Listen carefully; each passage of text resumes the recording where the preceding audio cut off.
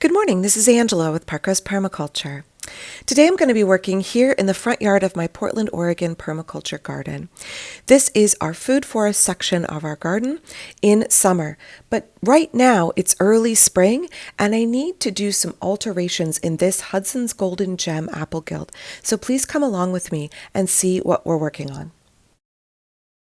So here's my thought process. We had to remove all of the plants in this bed in order to have this window replaced and the header in the wall replaced because it was all rotten, and we put in energy efficient windows. And so I had to remove all of the plantings up here, including my Japanese pomegranate and a number of other things.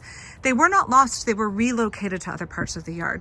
So now I kind of have this gravel, and I have this guild here, which is my Hudson's Golden Gem apple guild. And it is supported by this native Crandall currant.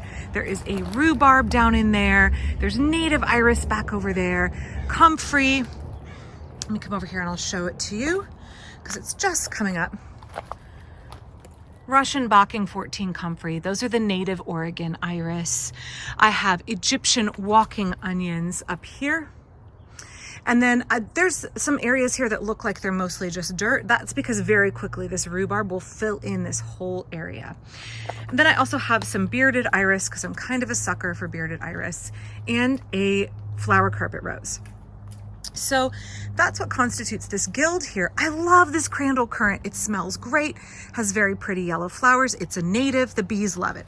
The problem is any stem that touches the ground will root really easily. And sometimes you get these stems that have this really kind of downward trajectory. And, oh, there's garbage that's blown in. Let's get that out of the way. And that means when they lay on the ground, they can root. And so the currant, any currant is like this. The currant can effectively walk. So I have my main patch here.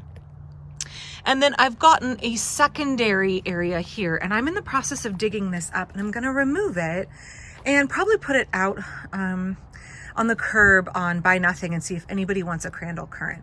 Great currant, super love it.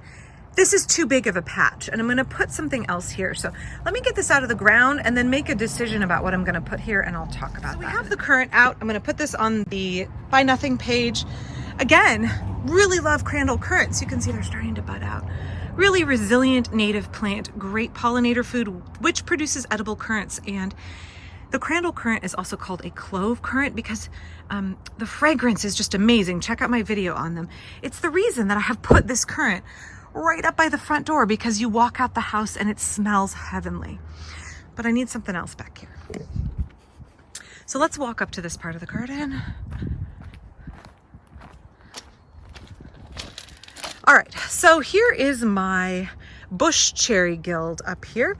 Bush cherry, I also have my early Laxton plum, which please check out my video on that. It looks like this because it got bacterial canker, and the only cure for that is to radically remove all of the infected tissue. So it looks terrible right now, but that's because I'm rehabbing it and hoping to bring it back to health.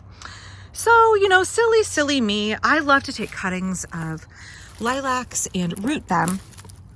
I did a silly thing, which is you can see that there is a rhubarb here, which was dormant. And in my brain, I thought that it was farther over that way when it was completely dormant and I didn't know what was here in the winter. My visual map was a little off because what's right there and coming up is comfrey. The rhubarb is here. And then I did a silly thing.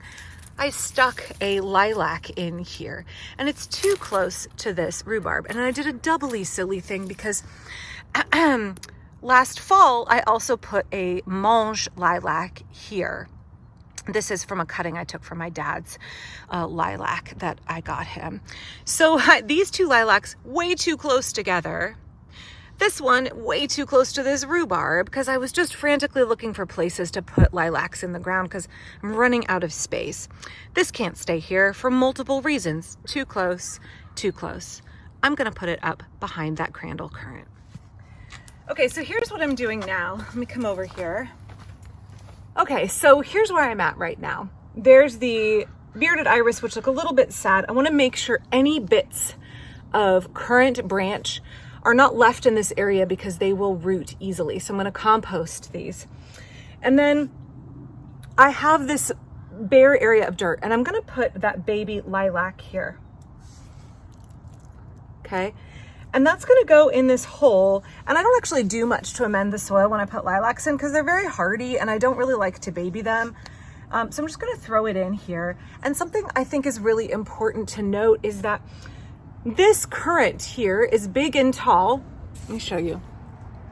So this currant is big and tall, and it is going to provide a screen and shade in the summer. So we're looking at a warming climate. We're looking at hot, dry summers in Portland. We are still in a drought.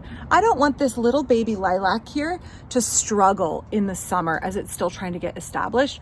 So this becomes essentially a nurse plant for my lilac, and eventually the lilac will get taller than the currant, and I will have that nice stack of, if you're looking from the street toward the house, the currant is lower and the lilac is larger behind, and that nice juxtaposition of the beautiful yellow blossoms with these dark purple blossoms. So it's going to look really good together in the spring in a few years.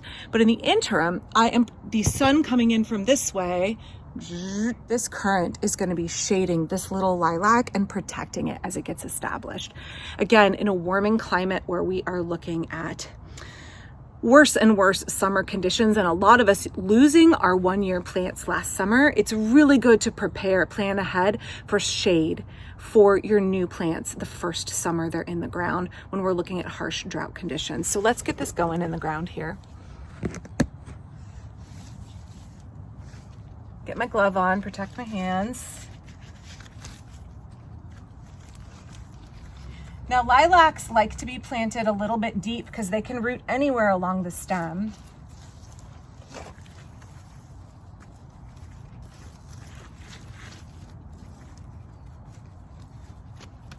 So that's it. I'm going to come and give it a good drink and then put mulch around the base, and we're going to call it good. And this lilac is going to do just fine and eventually will be another source of enjoyment, of fragrance, of edible blossoms, of habitat here up in my Hudson's Golden Gem Apple Guild.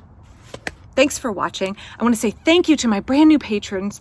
I have several new patrons, and I really, really appreciate you all supporting this channel and the work that I do, and that helps support my family. So thank you. I'll be back.